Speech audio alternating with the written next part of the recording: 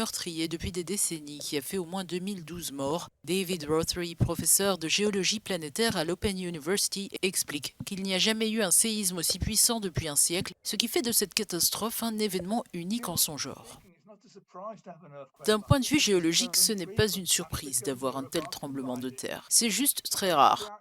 L'Afrique et l'Europe entrent en collision. Ce phénomène se produit surtout au nord, près de la Méditerranée. Mais les montagnes du Haut Atlas sont soulevées à cause de cette collision entre l'Afrique et l'Europe qui se poursuit encore aujourd'hui.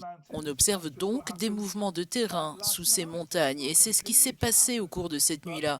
Et cela va continuer à se produire. Toutefois, ces événements à cette échelle sont peu fréquents, peut-être une fois par siècle, voire moins. L'expert, chargé de retracer l'histoire géologique de la Terre, ajoute que les événements de la Terre dus à la collision entre l'Afrique et l'Europe se poursuivent et qu'il faut se préparer à d'autres phénomènes similaires.